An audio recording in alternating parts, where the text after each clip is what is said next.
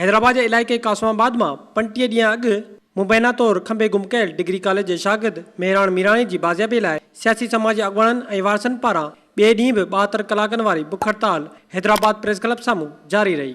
उन मौक़े ते जे सिंध क़ौमी आवाज़ आरिसर ग्रुप जे vice chairman Amir Azad Panwar, voice for missing person जी कन्वीनर सोरठ लोहार, ताज मरी, मेहरान मीराणी ऐं ॿियनि ॻाल्हाईंदे चयो त 72 कलाकनि जे लाइ मेहरान मीराणी जो ख़ानदान, उनजा वारिस ऐं उनजा पंहिंजो साथी उहे बुख हड़ताल ते वेठल आहिनि। असीं जी सिंध क़ौमी आवाज़ जे तरफ़ां हिन जी हिमायत में गॾु वेठा आहियूं।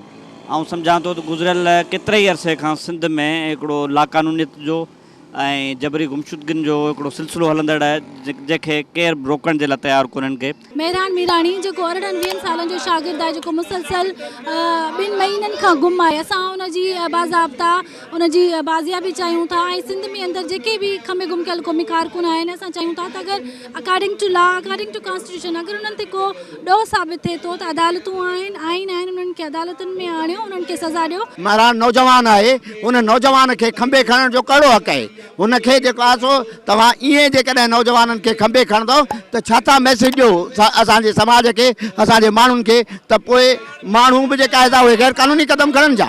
इहो जे करे आऊं जेका आहे हिन रियासत खे, हितां जे हुकुमराननि खे इहो चवंदुसि त बिना देर जे मेहरान खे बि आज़ादु कनि ऐं इहो खंबे गुम करण वारो सिलसिलो बंदि कनि। तालबो था कयूं वसवारनि खां, इंसानी हक़नि जूं तंज़ीमूं ऐं जेके बि वसवारा इदारा आहिनि पाकिस्तान जे अंदरि, त असांजे भाउ खे फौरी तौर ते आज़ादु कयो वञे। जेकॾहिं हुनजो ॾोह आहे त कोर्ट में पेश कयो वञे। हींअर हू दुकान बि हलाईंदो आहे, पढ़ाई बि कंदो आहे।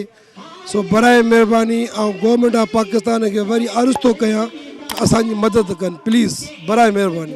हिननि घुर कई त ॼाणायल मामले जो नोटिस वठी इंटर जे शागिर्द मेहरान मीराणी समेत समूरनि खंबे गुम कयल माण्हुनि खे फौरी तौर आज़ादु कयो वञे। हसीब लतीफ़ी, अवामी आवाज़ टीवी, हैदराबाद।